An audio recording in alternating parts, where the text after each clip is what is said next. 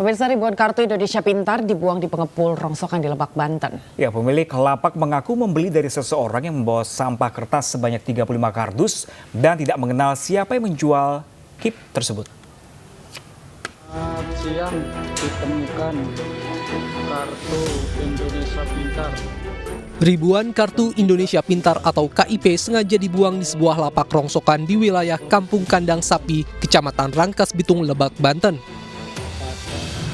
Pengepul mengaku tidak mengetahui isi 35 kardus yang ditawarkan oleh seseorang yang ingin menjual barang bekas tersebut. Menurut pemilik lapak rongsokan, dirinya didatangi seseorang yang membawa 35 kardus yang awalnya dikira kertas bekas. Pria tersebut membawa sebuah mobil pick-up dan langsung menurunkan kardus tersebut untuk ditimbang. Pemilik lapak membeli seharga Rp2.000 untuk 1 kilogramnya, sedangkan total yang dibayarkan dari 35 kardus atau sebanyak 4 kuintal kertas sebesar Rp800.000. Usai diperiksa, ternyata isi kardus berisi ribuan kartu KIP yang masih lengkap dengan dokumen kepemilikan. Kartu berupa bantuan biaya pendidikan dari pemerintah untuk pelajar bagi lulusan SMA sederajat itu masih aktif hingga tahun 2024. Ya, tahu mobilnya tuh orang mana tuh nggak tahu kan. Mobil Bang? Iya, ambil dari. Tapi udah dibawa lagi sebagian oleh orang bank dari pelaku. Bapak bayar apa gimana? Jual beli atau? Saya beli 2.000 per kilo, ada 4 kintal. Berarti Bapak waktu itu ngeluarin duit berapa? 800.000, 8 kintal, 4 kintal, 4 kintal. Kalau 4 kintal. Bapak niatnya beli ini kardus gitu rongsokan, Pak? Iyalah, kalau ada kis uang rakyat buat apa gitu? Betul. Polres Lebak, Banten sudah mengambil beberapa sampel barang bukti dan masih menyelidiki kasus ini. Dari Lebak, Banten, Iskandar Nasution, iNews melaporkan. Pemirsa, Ketua RT 09 RW 18 Kelurahan Kapuk diminta klarifikasi pasca viralnya surat edaran permintaan THR di media sosial. Dalam surat edaran tersebut, warga dimintai THR mulai dari puluhan hingga ratusan ribu rupiah.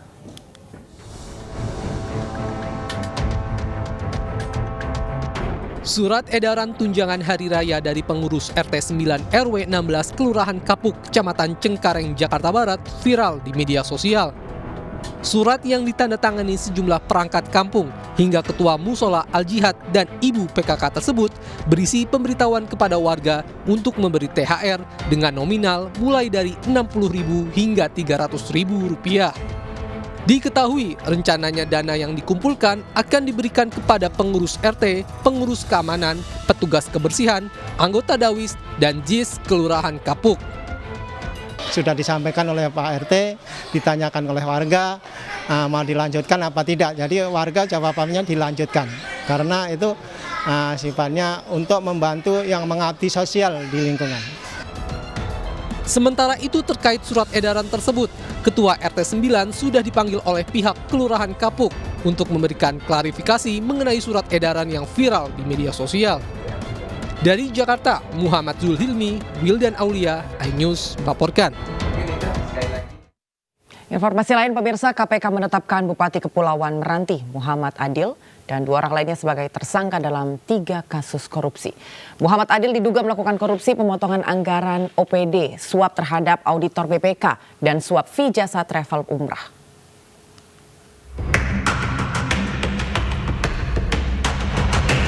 KPK menetapkan 3 tersangka dalam 3 kasus korupsi di Kabupaten Kepulauan Meranti, Riau. Di antaranya Muhammad Adil, Bupati Kepulauan Meranti, FN, Kepala BPK Pemkab Kepulauan Meranti, dan MFA, Pemeriksa Muda BPK Perwakilan Riau. Muhammad Adil diduga menerima Rp26,1 miliar dari berbagai pihak dalam korupsi pemotongan anggaran operasi perangkat daerah atau OPD, suap pengkondisian pemeriksaan keuangan, dan suap fee jasa travel umroh. KPK menyita barang bukti berupa uang Rp1,7 miliar dari hasil operasi tangkap tangan.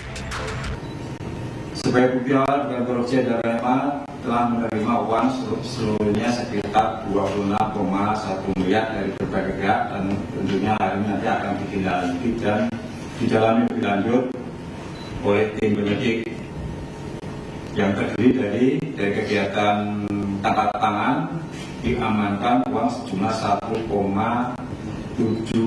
miliar yang terdiri dari 1 miliar yang diterima oleh auditor BPK dan selebihnya diterima dari SKPD, yaitu pemotongan uang ganti maupun pengisian uang persediaan. Kemudian untuk penerimaan lainnya ini berupa fee proyek selama tahun anggaran 2021 sampai 2023 ini sekitar 24 miliar 400 juta rupiah. Sebelumnya KPK telah memeriksa 8 dari 28 orang yang diamankan dari 4 lokasi, termasuk sejumlah pejabat di Kepulauan Meranti dan pihak swasta.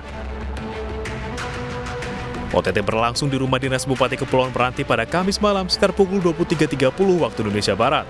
Penyidik KPK membawa sejumlah barang bukti serta menyegel ruangan sekda dan kabak umum Kepulauan Meranti. 3 tersangka ditahan selama 20 hari dari tanggal 7 hingga 26 April 2023. Muhammad Adil dan FN ditahan di rutan KPK pada Gedung Merah Putih, sementara MFA di rutan KPK pada Pomdam Jaya Guntur. Tim Liputan iNews melaporkan. Kita beralih ke informasi duka, pemirsa. Rumah duka almarhumah Widi Astuti, istri dari Wakapolri Gatot Edi Pramono, dijaga ketat jelang pelepasan jenazah. Sejumlah karangan bunga dan pelayat berdatangan silih berganti. Suasana duka masih menyelimuti rumah kediaman Wakapolri Gatot Edi Pramono. Sang istri, Widi Astuti atau Tuti Gatot Edi, meninggal dunia kemarin di rumah sakit Singapura karena sakit.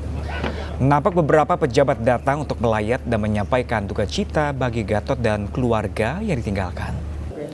Sejumlah karangan bunga pun nampak berjejer di depan pintu masuk. Almarhumah Tuti rencananya dimakamkan di TPU Joglo Kembangan, Jakarta Barat. Setelah sebelumnya akan dilakukan acara pelepasan jenazah dan disolatkan di Masjid Nuruddin, Meruya Selatan pukul 9 pagi tadi.